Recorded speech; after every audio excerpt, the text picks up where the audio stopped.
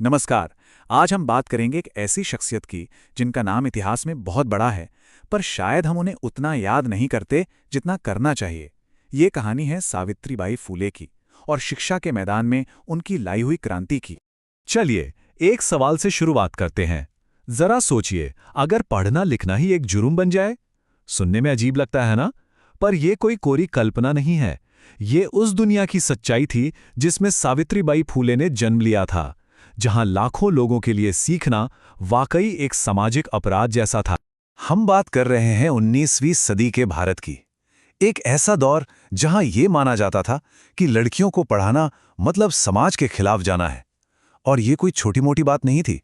ये एक इतनी गहरी सोच थी कि इसे बदलना लगभग नामुमकिन सा लगता था।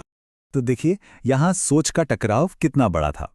एक तरफ पूरा समाज था जो कहता था कि अगर औरतें पढ़ लिख गई तो परिवार और परंपराएं सब खत्म हो जाएंगी, और दूसरी तरफ थी सावित्रीबाई, जिनका मानना था कि असली हथियार तो शिक्षा ही है, हर तरह के अन्याय से लड़ने के लिए।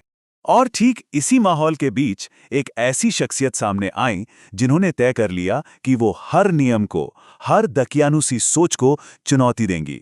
और यहीं से शुरू होता है उनका पहला बड़ा कदम। एक ऐसा कदम जिसे उस वक्त के हिसाब से देखें तो वो एक विद्रोही था। उन्होंने एक स्कूल खोला, एक ऐसा स्कूल जिसने आने वाले इतिहास का रुख ही मोड़ दिया। ये बात है साल 1848 की। पुणे शहर में भारत का सबसे पहला लड़कियों का स्कूल खोला गया।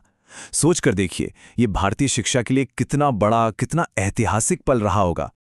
और इस स्कूल की बागडोर किसने संभाली? सावित्रीबाई फूले ने। वो बनी भारत की पहली महिला टीचर और हेडमिस्ट्रेस।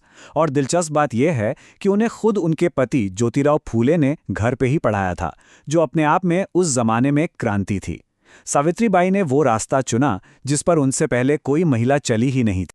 अच्छा, अब जरा उनके स्कूल के करिकुलम पर नजर डालते हैं। ये बहुत दिलचस्प है। वो सिर्फ पढ़ना लिखना, हिसाब किताब या विज्ञान नहीं सिखाती थी। नहीं, उनका जोर था नैतिक और सामाजिक मूल्यों पर।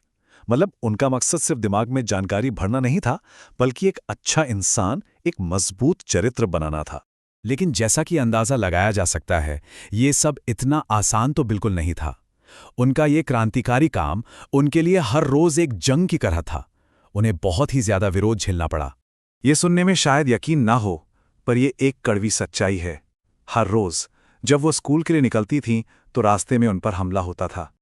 और ये हमले कैसे होते थे? लोग उन पर सिर्फ ताने नहीं कसते थे या गालियां नहीं देते थे, बल्कि पत्थर फेंकते थे, कीचड़ फेंकते थे और यहां तक कि गोबर भी। ये सब सहना उनके रोजमर्रा के संघर्ष का हिस्सा था। तो सवाल ये उठता है कि इतनी नफरत का जवाब वो कैसे देती थीं? क्या वो गुस्सा करती थीं? नहीं, उन्होंने इसका जवाब दिया अपने काम से, अपने समर्पण से और अपने अनुशासन से। ये उनके असाधारण चरित्र को दिखाता है। उनकी रोज की एक आदत थी जो उनकी हिम्मत की कहानी कहती है। वो घर से निकलते हुए रास्ते में सारे हमले सहती थीं, फिर स्कूल पहुंचती थीं और अपने साथ लाई एक दूसरी साफ साड़ी पहन लेती थीं और फिर बच्चों को पढ़ाना शुरू कर देती थीं। वो जो दूसरी साड़ी थी ना, वो सिर्फ कपड़ा नहीं थी, वो उनके कभी ना हार मानने वाले जज्बे की एक निशानी थी। तो ये तो थी उनके निजी संघर्ष की कहानी, पर अब देखते हैं कि उनकी इस हिम्मत का, उनकी इस लगन का नतीजा क्या निकला, इसका असर कितना बड़ा और कितना अच्छा था। उनका वो एक स्कूल सिर्फ एक स्कूल नहीं रहा, वो एक प्रेरणा बन गया। उसे देखकर लड़कियों और समाज के दूसरे पिछड़े बच्चों के लिए कई और स्कूल खुलने लगे। मतलब जो एक चिंगारी उन्होंने जलाई थी, वो देखते ही देखते पुणे और आसपास के इलाकों में एक बड़े आंदोलन की आग बन रही।